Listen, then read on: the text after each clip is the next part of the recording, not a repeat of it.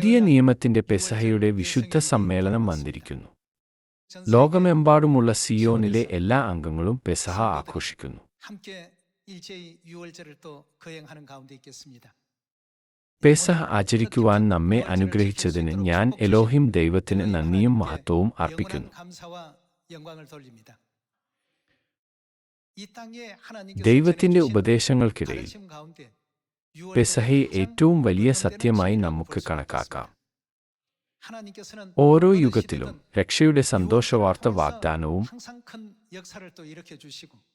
അനാവൃതവുമായി പെസഹയിലൂടെ ദൈവം എപ്പോഴും വലിയ പ്രവൃത്തികൾ ചെയ്തു.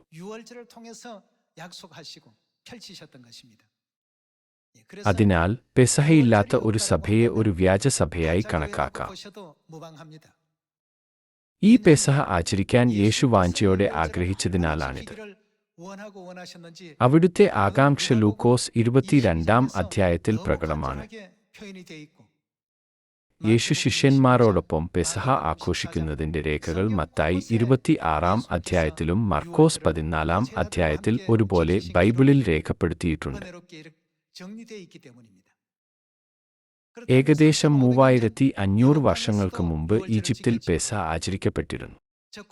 എങ്കിലും പാലും തേനും ഒഴുകുന്ന ദേശമായ കനാനിലേക്ക് പ്രവേശിക്കുന്നതിനു മുമ്പ് അത് ആചരിക്കാൻ ദൈവം തന്റെ ജനത്തെ നയിച്ചു.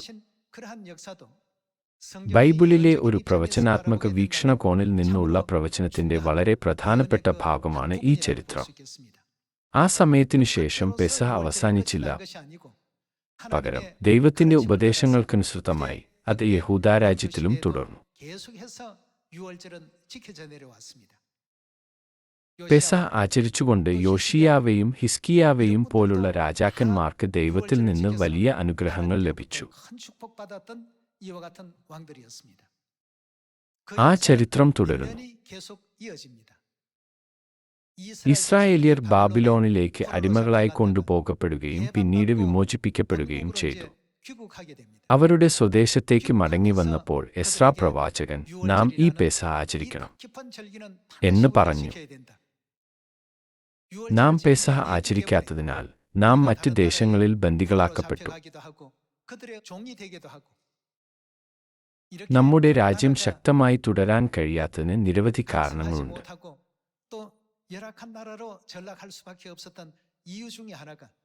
അവയിലൊന്ന് നാം ദൈവത്തിന്റെ ഉപദേശങ്ങൾ പാലിക്കാത്തതുകൊണ്ടാണ്. അതിനാൽ എസ്രാ പ്രവാചകൻ തീക്ഷ്ണതയോടെ പെസഹ ആചരിച്ചു. ബൈബിളിലെ എസ്രായുടെ പുസ്തകത്തിൽ ഇത് കാണപ്പെടുന്നു. അത് മാത്രമല്ല, 2000 വർഷങ്ങൾക്കു മുമ്പ് പെസഹ സമയത്തിൽ ഈ പെസഹ നിങ്ങളോടുകൂടെ കഴിപ്പാൻ ഞാൻ വാഞ്ചയോടെ ആഗ്രഹിച്ചു എന്ന് യേശു പറഞ്ഞു. വളരെ വിലയേറിയ ഒരു അവകാശമായാണ് അവിടുന്ന് ഈ സത്യം നമുക്കായി നൽകിയത്. അതിശയകരമെന്നു പറയട്ടെ, നമുക്ക് ചുറ്റുമുള്ള ഒരു സഭയും പെസഹ ആചരിക്കുന്നില്ല. ഇത് ആശ്ചര്യകരമാണ്. ഈ പെസഹ ആചരിക്കുവാൻ യേശുവും അവിടുത്തെ അപ്പോസ്തലന്മാരും വാഞ്ചയോടെ ആഗ്രഹിച്ചു. അപ്പോസ്തലനായ പൗലോസ് കൊരിന്ത് പോലുള്ള യൂറോപ്യൻ പ്രദേശങ്ങളിൽ പോലും പുതിയ നിയമത്തിന്റെ പെസഹയെ ശക്തമായി പ്രസംഗിച്ചു.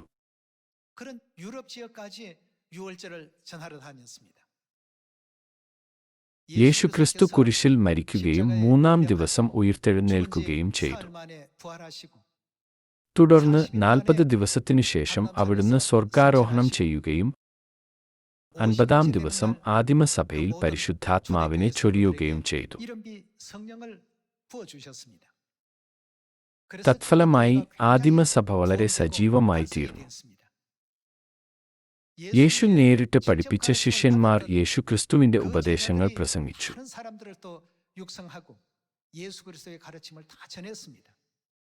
അങ്ങനെ ഏകദേശം 300 വർഷമായി നിരവധി തലമുറകളിലൂടെ പെസഹ ഈ ഭൂമിയിൽ ഏറ്റവും വലിയ സത്യമായി തുടർന്നു.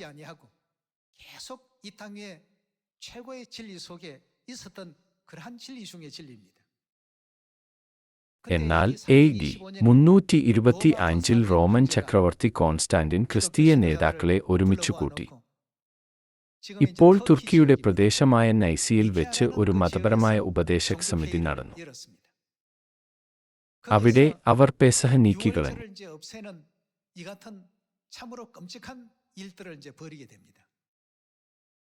അക്കാലത്ത് ഒരു റോമൻ ചക്രവർത്തിയാകാൻ റോം ആരാധിച്ചിരുന്ന സൂര്യദേവന്റെ ഏറ്റവും ഉയർന്ന പൗരോഹിത്യം ഉണ്ടായിരിക്കണം.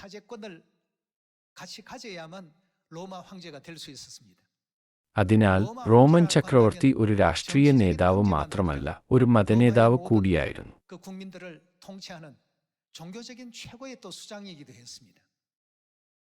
സൂര്യദേവന്റെ ആരാധനയുടെ നേതാവിന് ദൈവത്തിലുള്ള വിശ്വാസം അംഗീകരിക്കുവാൻ സാധിച്ചിരുന്നില്ല.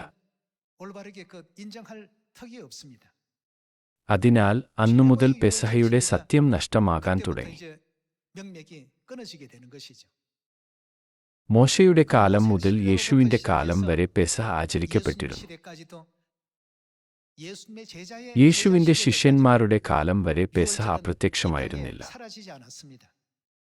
ഇത് ക്രിസ്തുമതത്തിന്റെ ചരിത്രത്തിൽ കാണുവാൻ സാധിക്കും.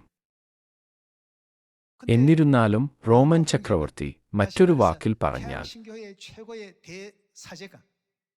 സൂര്യദേവന്റെ മഹാപുരോഹിതൻ പെസഹയുടെ സത്യം മായ്ച്ചുകളഞ്ഞു. നിയമം അനുസരിക്കാത്ത ക്രിസ്ത്യാനികൾ വധിക്കപ്പെട്ടു. അതിനാൽ അവർ ഒളിവിൽ ജീവിക്കുകയും സന്യാസ ജീവിതശൈലി സ്വീകരിക്കുകയും ചെയ്തു. അങ്ങനെ പെസഹ അടിച്ചമർത്തപ്പെട്ടു. ബാഹ്യമായി അവൻ ക്രിസ്തുമതത്തിനു വേണ്ടി വാദിച്ചു, എന്നാൽ വാസ്തവത്തിൽ AD 321 ശബ്ബത്ത് അവൻ നീക്കിക്കളയുകയും ഞായറാഴ്ച ആരാധന ആരംഭിക്കുകയും ചെയ്തു. സൂര്യദേവനുള്ള ആരാധനാദിനമായിരുന്നു ഞായറാഴ്ച. അതുവരെ ഏത് ദിവസമാണ് ക്രിസ്ത്യാനികൾ തങ്ങളുടെ ആരാധന മുറുകെ പിടിച്ചിരുന്നത്? ഇന്ന് നമ്മുടെ ദൈവസഭയെപ്പോലെ അവർ ശനിയാഴ്ച ആരാധിച്ചു.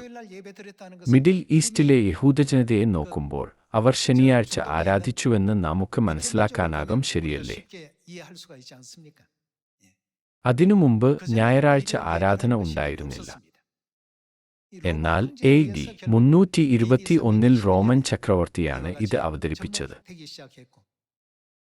AD 325 പെസഹയുടെ സത്യം നീക്കിക്കളയപ്പെട്ടു. അങ്ങനെയെങ്കിൽ എന്തുകൊണ്ടാണ് പെസഹ വളരെ പ്രധാനപ്പെട്ടതാകുന്നത്? പെസഹയില്ലാതെ ദൈവത്തെ പിതാവ് എന്നും മാതാവേ എന്നു വിളിക്കുന്ന തടസ്സപ്പെടും. പെസഹയിലൂടെ മനുഷ്യപുത്രൻ തന്റെ മാംസം തിന്നുവാനും അവിടുത്തെ രക്തം കുടിക്കുവാനുമുള്ള നിയമം ദൈവം നമുക്ക് വാഗ്ദാനം ചെയ്തു. അത് അവിടുത്തെ മക്കളായിത്തീരുവാൻ നമ്മെ അനുവദിച്ചു. ഇന്ന് സ്വർഗീയ കുടുംബാംഗങ്ങൾക്ക് പെസഹ വളരെ പ്രധാനമാണ്. പണ്ഡിതന്മാരുടെ അഭിപ്രായങ്ങളിലൂടെയല്ല, ദൈവഹിതം ഉൾക്കൊള്ളുന്ന ബൈബിളിലൂടെ അതിന്റെ പ്രാധാന്യത്തെക്കുറിച്ച് നമുക്ക് ചിന്തിക്കാം.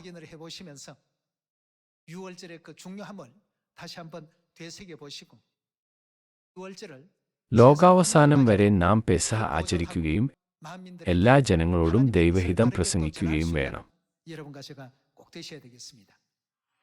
നമുക്ക് മത്തായി 26 അധ്യായം 17 വാക്യം നോക്കാം.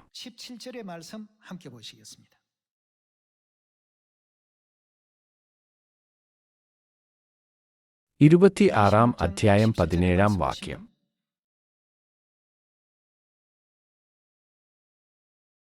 പുളിപ്പില്ലാത്ത അപ്പത്തിന്റെ 1-ാം നാളിൽ ശിഷ്യന്മാർ യേശുവിന്റെ അടുക്കൽ വന്നു, നീ പെസഹ കഴിപ്പാൻ ഞങ്ങൾ ഒരുക്കേണ്ടത് എവിടെ എന്ന് ചോദിച്ചു. ശിഷ്യന്മാർ യേശുവിനോട് ഈ ചോദ്യം ചോദിച്ചു. വാക്യം 18. അതിന് അവൻ പറഞ്ഞത്, നിങ്ങൾ നഗരത്തിൽ ഇന്നവന്റെ അടുക്കൽ ചെന്ന്, എന്റെ സമയം അടുത്തിരിക്കുന്നു, ഞാൻ എന്റെ ശിഷ്യരുമായി നിന്റെ അടുക്കൽ പെസഹ കഴിക്കും എന്നു ഗുരു പറയുന്നു എന്ന് പറവിൻ. ശിഷ്യന്മാർ യേശു കൽപ്പിച്ചതുപോലെ ചെയ്തു പെസഹ ഒരുക്കി. അവിടുന്ന് തന്റെ ശിഷ്യന്മാർക്ക് ഉത്തരം നൽകി. യേശുവും പെസഹ ആചരിച്ചു. കാരണം പെസഹയിൽ ദൈവത്തിന്റെ വളരെ പ്രധാനപ്പെട്ട ഒരു നിയമം അടങ്ങിയിരിക്കുന്നു. അതിനാൽ പെസഹ ആചരിക്കുന്നതിന്റെ മാതൃക അവിടുന്ന് നമുക്ക് നൽകി.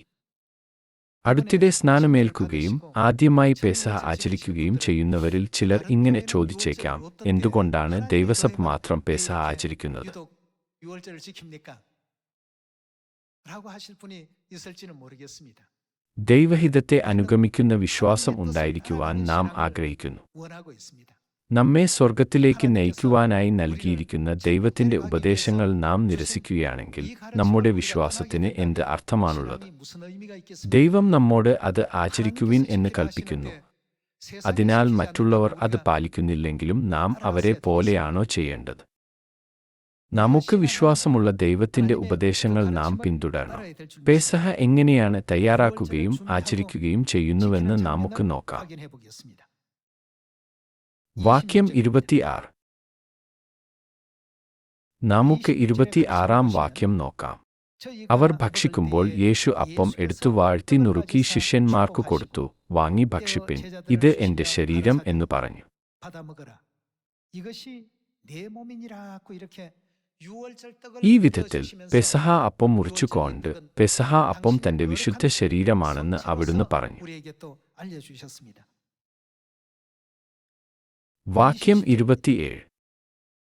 പിന്നെ പാനപാത്രം എടുത്തു സ്തോത്രം ചൊല്ലി അവർക്ക് കൊടുത്തു, എല്ലാവരും ഇതിൽ നിന്നു കുടിപ്പിൻ. 마시라고 했습니다. നമുക്ക് പാനപാത്രം മാത്രമായി കുടിക്കുവാൻ സാധിക്കുകയില്ല. പാനപാത്രത്തിൽ പെസഹ വീഞ്ഞ് അടങ്ങിയിരിക്കുന്ന എന്നല്ലേ ഇതിനർത്ഥം?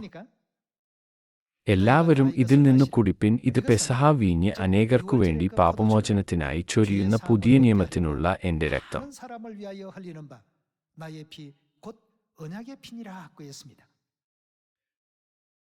പെസഹയെ സംബന്ധിച്ച് ഈ സുപ്രധാന അർത്ഥം യേശു നമുക്ക് നൽകി. 의미를 남기시고 ഇത് എന്റെ ശരീരം എന്ന് പറഞ്ഞുകൊണ്ട് പെസഹ അപ്പം നുറുക്കി അവർക്ക് കൊടുത്തു. 이것은 내 몸이다.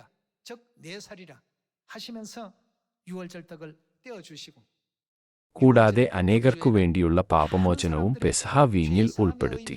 그 속에 담으셨습니다. 그리고 다음 날이면 താൻ അടുത്ത ദിവസം ക്രൂശിക്കപ്പെടുമെന്ന് അറിഞ്ഞുകൊണ്ട് തന്റെ ശിഷ്യന്മാരോടുകൂടെ പെസഹ ആചരിക്കാൻ അവൻ ആകാംക്ഷയോടെ ആഗ്രഹിച്ചു. ഇന്നത്തെ ക്രിസ്തുമതത്തിൽ പെസഹ ഇല്ലാതിരിക്കുന്നത് വളരെ വിചിത്രമാണ്. 너무나도 이건 이상한 일입니다. നാം യേശുവിൽ വിശ്വസിക്കുന്ന ക്രിസ്ത്യാനികളാണെങ്കിൽ നമുക്ക് പെസഹ ഉണ്ടായിരിക്കണം. ഈജിപ്തിൽ നിന്ന് ആരംഭിച്ച പെസഹ മുതൽ എല്ലാം ബൈബിളിൽ എഴുതിയിരിക്കുന്നു. 나오는 내용들입니다. മത്തായി 26-ാം അധ്യായത്തിൽ ഈ അപ്പം സാധാരണ അപ്പം മാത്രമല്ല, 그냥 평범한 떡이 아니다. 이것은 മനുഷ്യരാശിയെ രക്ഷിക്കുവാനായി കുരിശിലെ എന്റെ ത്യാഗത്തിലൂടെ നൽകപ്പെട്ട എന്റെ ശരീരമാണിത് എന്ന് യേശു പറഞ്ഞു. 포도주를 വീഞ്ഞു കൊടുക്കുമ്പോൾ ഇത് കുരിശിൽ ചൊരിഞ്ഞ എന്റെ രക്തം എന്ന് അവിടുന്ന് പറഞ്ഞു. 라고 하시면서 살과 피를 മനുഷ്യരാശിക്ക് അവിടുത്തെ മാംസവും രക്തവും നൽകിക്കൊണ്ട് അവിടുന്ന് നമുക്ക് പാപമോചനം നൽകി. 또 거기에 കൂടാതെ പാപമോചനത്തിന്റെ അർത്ഥം മാത്രമല്ല അതിൽ അടങ്ങിയിരിക്കുന്നത്. മാതാപിതാക്കളുടെ മാംസവും രക്തവും അവകാശമാക്കുന്നവരെ നാം മക്കൾ എന്നല്ലേ വിളിക്കുന്നത്? അതുകൊണ്ടാണ് പെസഹയിൽ പങ്കെടുക്കുന്ന എല്ലാവരും ദൈവത്തെ പിതാവ് എന്ന് വിളിക്കുന്നത്. 하나님을 아버지라고 부르는 겁니다. നിങ്ങൾ പള്ളിയിൽ പോകുമ്പോൾ എന്തുകൊണ്ടാണ് നാം ദൈവത്തെ പിതാവ് എന്ന് വിളിക്കുന്നത് എന്ന് നിങ്ങൾ ചിന്തിച്ചിട്ടില്ലേ? മറ്റുള്ളവർ അവിടുത്തെ പിതാവ് എന്ന് വിളിക്കുന്നതിനാൽ ഞാനും അവിടുത്തെ പിതാവ് എന്ന് വിളിക്കണം എന്നാണോ നിങ്ങൾ ചിന്തിക്കുന്നത്? 이렇게만 생각하셨습니까? നാം ദൈവത്തിന്റെ മാംസവും രക്തവും അവകാശമാക്കിയിരിക്കുന്നു. 뭘 통해서 എന്തിലൂടെയാണ്? പെസഹയിലൂടെ. അതുകൊണ്ടാണ് പെസഹ ആചരിക്കാൻ യേശു വാഞ്ചയോടെ ആഗ്രഹിച്ചത്. 중요하게 여기셨던 것입니다. നമുക്ക് ലൂക്കോസ് 22-ാം അധ്യായം 7-ാം വാക്യം നോക്കാം. 22-ാം അധ്യായം 7-ാം വാക്യം.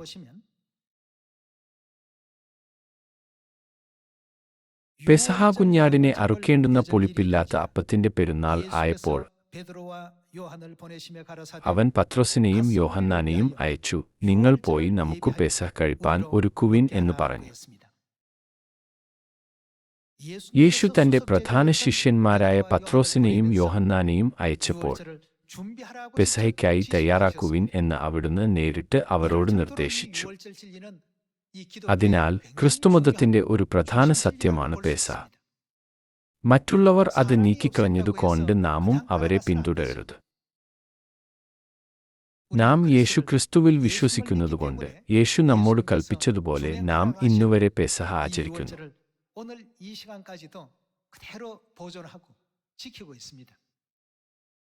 നമുക്ക് 7-ാം വാക്യം വീണ്ടും വായിക്കാം.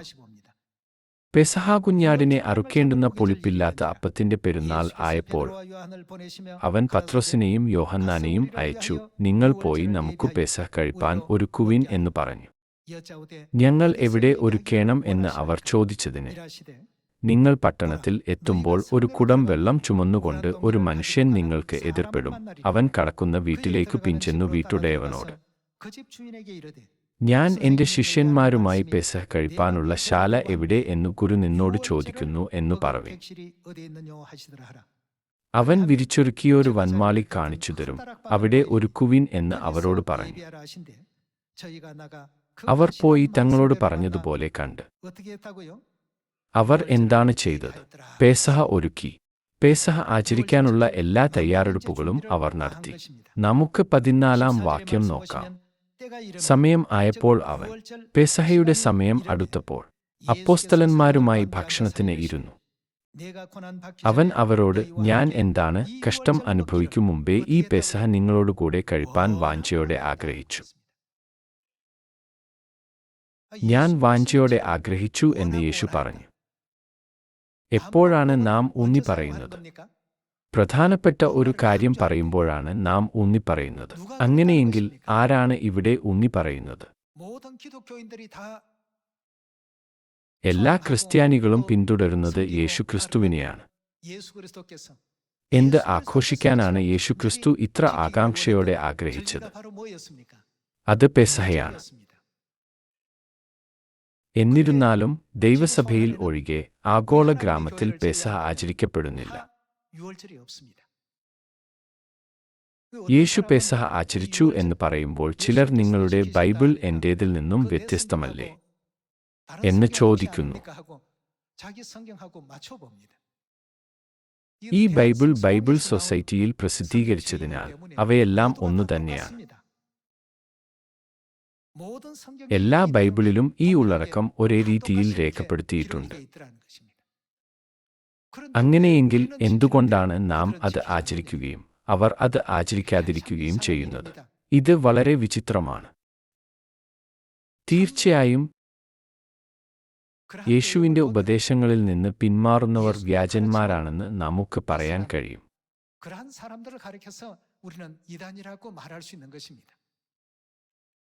നമുക്ക് 15-ാം വാക്യം വീണ്ടും നോക്കാം. അവൻ അവരോട്, ഞാൻ എന്താണ് കഷ്ടം അനുഭവിക്കും മുമ്പേ ഈ പെസഹ നിങ്ങളോടുകൂടെ കഴിപ്പാൻ വാഞ്ചയോടെ ആഗ്രഹിച്ചു. അവിടുന്ന് അടുത്ത ദിവസം ക്രൂശീകരിക്കപ്പെടും. അങ്ങനെയെങ്കിൽ യേശു ആചരിക്കാൻ ആകാംക്ഷയോടെ ആഗ്രഹിച്ച പെസഹ 2000 വർഷങ്ങൾക്ക് മുമ്പ് മർക്കോസിന്റെ മാളികമുറിയിൽ ആഘോഷിച്ച പെസഹയായിരുന്നു. നമുക്ക് 19-ാം വാക്യത്തിലേക്ക് പോകാം. നമുക്ക് 19-ാം വാക്യം നോക്കാം. പിന്നെ അപ്പം എടുത്തു വാഴ്ത്തിനുറുക്കി അവർക്ക് കൊടുത്തു, ഇതു നിങ്ങൾക്കു വേണ്ടി നൽകുന്ന എന്റെ ശരീരം, എന്റെ ഓർമ്മയ്ക്കായി ഇത് ചെയ്യുവിൻ എന്ന് പറഞ്ഞു. എന്റെ ഓർമ്മയ്ക്കായി ഇത് ചെയ്യുവിൻ എന്ന് യേശു നമ്മോട് വ്യക്തമായി കൽപ്പിച്ചു. യേശു ഒരു നിയമമായി സ്ഥാപിച്ച ദിവസമാണ് പെസഹ ദിനം. പെസഹയില്ലാത്ത ഒരു സഭ യേശുവിൽ വിശ്വസിക്കാത്ത ഒന്നാണെന്ന് നമുക്ക് പറയാം. എന്റെ ഓർമ്മയ്ക്കായി ഇത് ചെയ്യുവിൻ എന്ന് പറഞ്ഞു. വാക്യം 20. അവണ്ണം തന്നെ അത്താഴം കഴിഞ്ഞ ശേഷം അവൻ പാനപാത്രവും കൊടുത്തു, ഈ പാനപാത്രം നിങ്ങൾക്കു വേണ്ടി ചൊരിയുന്ന എന്റെ രക്തത്തിലെ പുതിയ നിയമം ആകുന്നു. പുതിയ നിയമത്തിന്റെ പെസഹയുടെ സത്യം ദൈവം മനുഷ്യരാശിക്ക് സ്ഥാപിച്ച വിലയേറിയ സത്യമാണ്.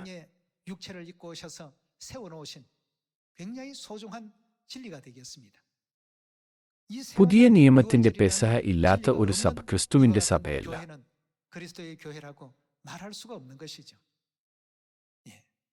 왜냐하면 കാരണം മോശയുടെ കാലം മുതൽ പെസഹയുടെ പ്രാധാന്യം ദൈവം ഊന്നിപ്പറഞ്ഞു. 유월절에 대해서 굉장히 중요하다고 일깨워 주셨거든요. ഇന്ന് നമുക്ക് പുറപ്പാട് 12-ാം അധ്യായം നോക്കാം. 3500년 전부터 3500 വർഷത്തിലേറെയായി ആചരിക്കുന്ന പെസഹയെ ആളുകൾ അവഗണിക്കുന്നത് ദൈവത്തിന്റെ ദൃഷ്ടിയിൽ നിർഭാഗ്യകരമാണ്. 참으로 하나님 보시면 안타까울 뿐입니다. നമുക്ക് പുറപ്പാട് 12-ാം അധ്യായം 21-ാം വാക്യം നോക്കാം.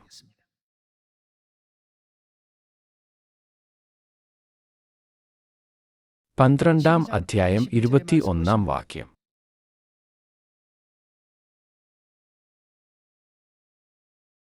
അനന്തരം മോശെ ഇസ്രായേൽ മൂപ്പന്മാരെയൊക്കെയും വിളിച്ച് അവരോട് പറഞ്ഞത്, നിങ്ങൾ നിങ്ങളുടെ കുടുംബങ്ങൾക്ക് ഒത്തവണ്ണം ഓരോ ആട്ടിൻകുട്ടിയെ തിരഞ്ഞെടുത്തു പെസഹയെ അറുപ്പിൻ.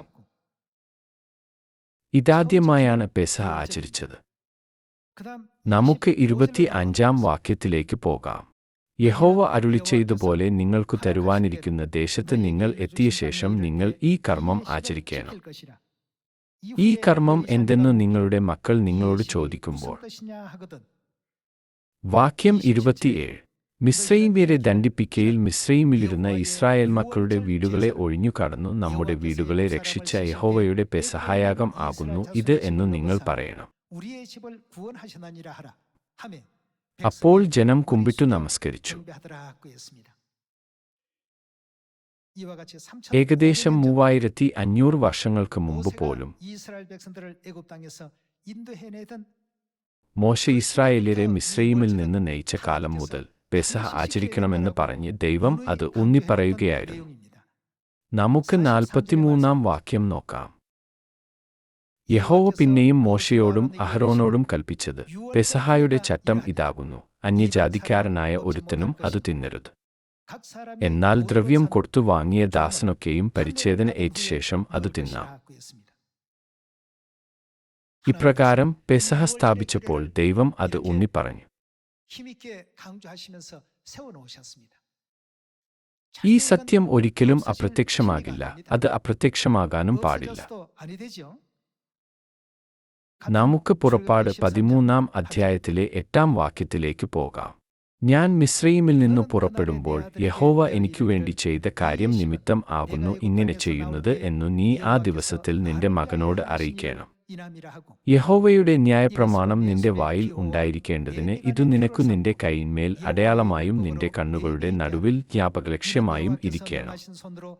ബലമുള്ള കൈകൊണ്ടല്ലോ യഹോവ നിന്നെ മിസ്രയീമിൽ നിന്നു പുറപ്പെടുവിച്ചത്. അതുകൊണ്ട് എന്താണ് നീ ആണ്ടുതോറും നിശ്ചയിക്കപ്പെട്ട സമയത്ത് ഈ ചട്ടം ആചരിക്കണം. എല്ലാ വർഷവും പെസഹ ആചരിക്കാൻ ദൈവം നമ്മോട് കൽപ്പിച്ചു. യേശുക്രിസ്തുവിൽ വിശ്വസിക്കുന്ന നിരവധി ബൈബിൾ പണ്ഡിതന്മാരും സഭകളുമുണ്ട്. എന്തുകൊണ്ടാണ് അവർ പെസഹ ആചരിക്കാത്തത്?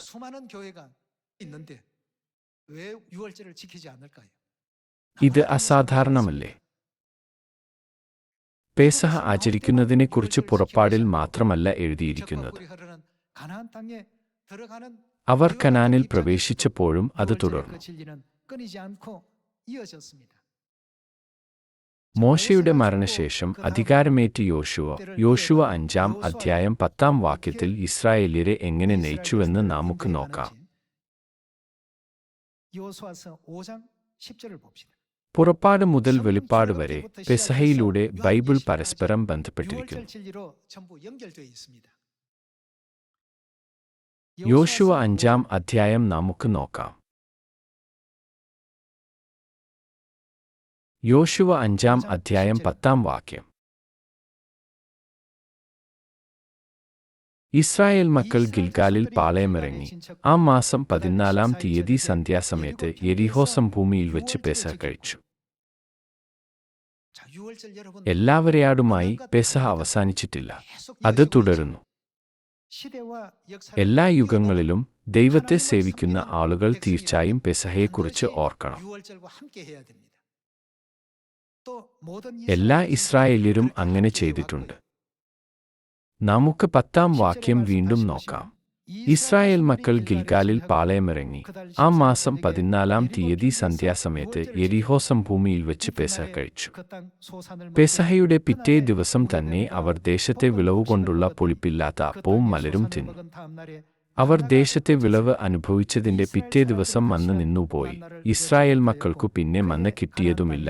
ആയാണ്ട് അവർ കനാൻ ദേശത്തെ വിളവുകൊണ്ട് ഉപജീവിച്ചു. ഇത്തരത്തിൽ അവർ പെസഹ ആചരിക്കുകയും കനാനിലേക്ക് പ്രവേശിക്കുകയും ചെയ്തു. അങ്ങനെ ഈജിപ്ത് മുതൽ കനാൻ വരെ രാജാക്കന്മാരുടെ കാലങ്ങളിലുടനീളം അടിമത്തത്തിൽ നിന്ന് മോചിപ്പിക്കപ്പെടുന്ന സമയങ്ങളിൽ പോലും പെസഹ ആചരിക്കുന്നത് തുടരാൻ ദൈവം അവരോട് കൽപ്പിച്ചു. 포로에서 해방받고 귀환되었던 시대에도 계속해서 유월절은 명맥을 끊지 않았습니다.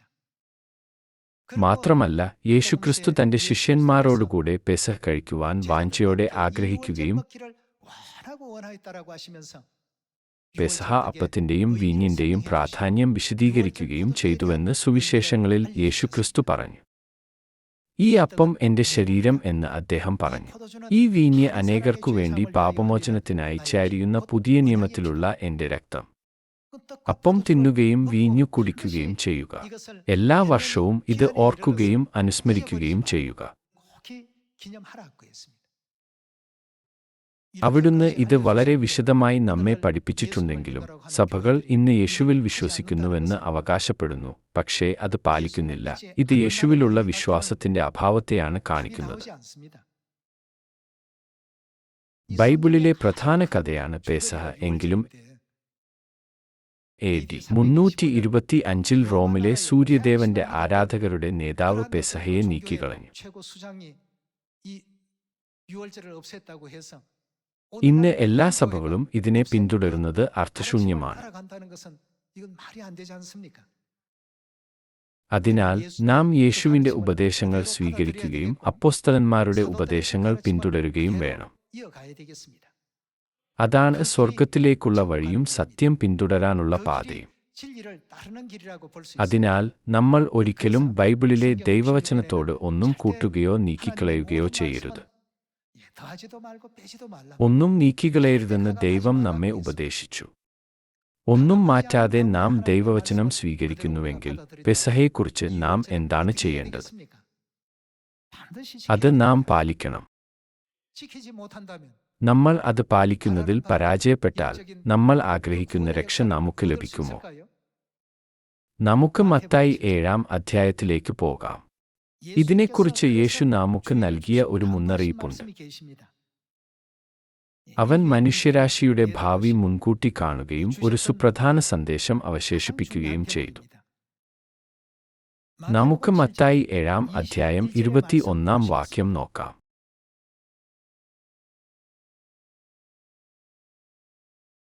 വാക്യം 21. എന്നോടു കർത്താവേ, കർത്താവേ എന്നു പറയുന്നവൻ ഏവനുമല്ല, സ്വർഗസ്ഥനായ എന്റെ പിതാവിന്റെ ഇഷ്ടം ചെയ്യുന്നവൻ അത്രേ സ്വർഗരാജ്യത്തിൽ കടക്കുന്നത്. നാം വിശ്വസിക്കുകയും യേശുവേ, യേശുവേ എന്ന് വിളിക്കുകയും ചെയ്താൽ സ്വർഗരാജ്യം നമുക്ക് ലഭിക്കുമെന്ന് ചിലർ പറയുന്നു. എന്നിരുന്നാലും നാം യേശുവിൽ ശരിയായി വിശ്വസിക്കുകയും അവിടുത്തെ ഉപദേശങ്ങൾ പിന്തുടരുകയും വേണം, അല്ലേ?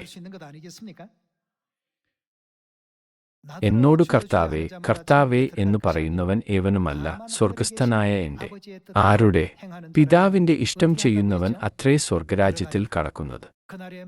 കർത്താവേ, കർത്താവേ, നിന്റെ നാമത്തിൽ ഞങ്ങൾ പ്രവചിക്കുകയും നിന്റെ നാമത്തിൽ ഭൂതങ്ങളെ പുറത്താക്കുകയും നിന്റെ നാമത്തിൽ വളരെ വീര്യപ്രവൃത്തികൾ പ്രവർത്തിക്കുകയും ചെയ്തില്ലയോ എന്നു പലരും ആ നാളിൽ എന്നോട് പറയും. അന്നു ഞാൻ അവരോട്, ഞാൻ ഒരു നാളും നിങ്ങളെ അറിഞ്ഞിട്ടില്ല, അധർമ്മം പ്രവർത്തിക്കുന്നവരെ എന്നെ വിട്ടുപോകുവിൻ എന്നു തീർത്തു പറയും. മറ്റൊരു വാക്കിൽ പറഞ്ഞാൽ, ദൈവത്തിന്റെ പ്രമാണങ്ങൾ പാലിക്കാത്തവരെ എന്നെ വിട്ടുപോകുവിൻ എന്നാണ് അവിടുന്ന് ഉദ്ദേശിക്കുന്നത്. മനുഷ്യരാശിയെ രക്ഷിക്കുവാനാണ് ദൈവം ഈ പാത സ്ഥാപിച്ചത്. നാം ത്രിമാന ലോകത്തിൽ ജീവിക്കുന്നതിനാൽ നാലാമത്തെയോ അഞ്ചാമത്തെയോ ത്രിമാനങ്ങളായ ദൈവത്തിന്റെ ലോകത്തെ നമുക്ക് മനസ്സിലാക്കാൻ കഴിയുകയില്ല. 그래서 അതുകൊണ്ടാണ് അവിടുത്തെ ഉപദേശങ്ങൾ നൽകാൻ ദൈവം പ്രവാചകന്മാരെ അയച്ചത്. അതിനാൽ അവർക്ക് അവിടുത്തെ പാത പിന്തുടരാൻ കഴിഞ്ഞു. അപ്പോൾ പോലും ദൈവത്തിന്റെ ഹിതം മനുഷ്യരാശിയെ പൂർണ്ണമായി അറിയിക്കാൻ കഴിഞ്ഞില്ല. അതിനാൽ ദൈവം ഈ ഭൂമിയിലേക്ക് വന്നു.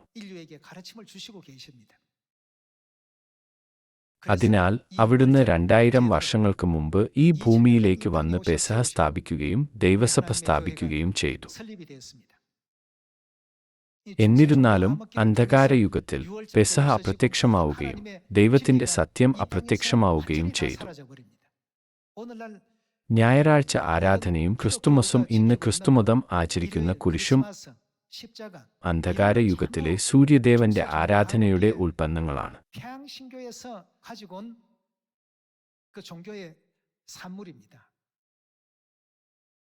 ഇത് യേശുവിന്റെ ഉപദേശങ്ങളല്ല. ഇത് അറിയാതെ ആളുകൾ എനിക്ക് വിശ്വാസമുണ്ടെങ്കിൽ എനിക്ക് സ്വർഗത്തിൽ പോകാൻ കഴിയുമെന്നെനിക്ക് തോന്നുന്നു എന്ന് ചിന്തിച്ചുകൊണ്ട് ഏതെങ്കിലും സഭയെ തിരഞ്ഞെടുക്കുന്നു. പക്ഷേ ബൈബിളിൽ പഠിപ്പിച്ച പാത പിന്തുടരുന്ന ഒരു സഭയെ അവർ കണ്ടെത്തണം, ശരിയല്ലേ? ഇന്ന് ദൈവത്തിന്റെ മാംസത്തിലൂടെയും രക്തത്തിലൂടെയും ദൈവത്തെ പിതാവ് എന്ന് വിളിക്കാനുള്ള യോഗ്യത നാം നേടുന്നു. നമുക്ക് യോഹന്നാൻ 6-ാം അധ്യായം നോക്കാം. യോഹന്നാൻ 6-ാം അധ്യായം 53-ാം വാക്യം. വാക്യം 53. യേശു അവരോട് പറഞ്ഞത്, ആമേൻ, ആമേൻ, ഞാൻ നിങ്ങളോട് പറയുന്നു, നിങ്ങൾ മനുഷ്യപുത്രന്റെ മാംസം തിന്നാതെയും അവന്റെ രക്തം കുടിക്കാതെയും ഇരുന്നാൽ നിങ്ങൾക്ക് ഉള്ളിൽ എന്താണ് ഇല്ലാത്തത്? ജീവൻ ഇല്ല. ജീവൻ ഇല്ല എന്നാൽ മരിച്ചു എന്നല്ലേ അർത്ഥമാക്കുന്നത്? ക്രിസ്തുവിന്റെ മാംസവും രക്തവും ഇല്ലാത്ത ഏതൊരാളും മരിച്ചവരായി കണക്കാക്കപ്പെടുന്നുവെന്ന് ബൈബിൾ നമ്മോട് പറയുന്നു. വാക്യം 54. എന്റെ മാംസം തിന്നുകയും എന്റെ രക്തം കുടിക്കുകയും ചെയ്യുന്നവൻ അവർക്കെന്താണ് ഉള്ളത്? നിത്യജീവൻ ഉണ്ട്. ഞാൻ ഒടുക്കത്തെ നാളിൽ അവനെ ഉയിർത്തെഴുന്നേൽപ്പിക്കും. നമുക്ക് 55-ാം വാക്യത്തിലേക്ക് പോകാം.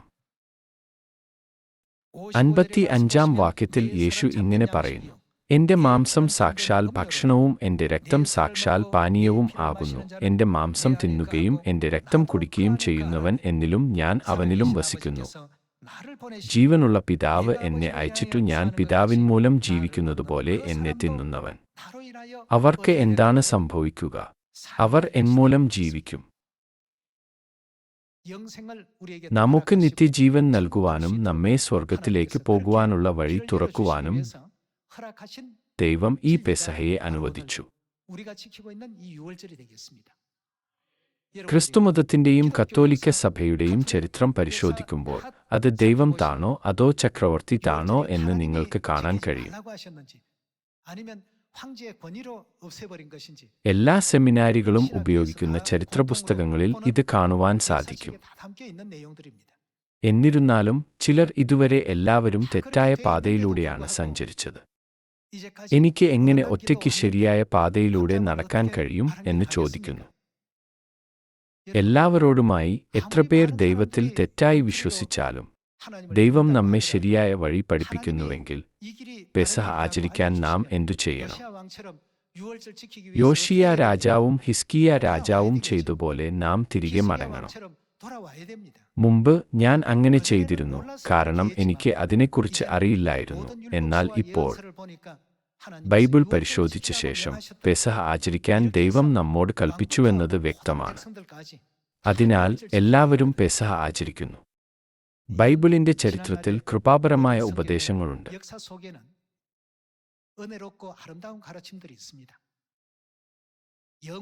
എന്നേക്കുമായി മരിക്കാൻ വിധിക്കപ്പെട്ട മനുഷ്യരാശി ഇനി മരണമോ വിലാപമോ വേദനയോ ദുഃഖമോ ഇല്ലാത്ത നിത്യസ്വർഗരാജ്യത്തിൽ പ്രവേശിക്കണമെന്ന് ദൈവം ആഗ്രഹിക്കുന്നു. കാരണം അവിടെ സന്തോഷം മാത്രമാണ് ഒഴുകുന്നത്.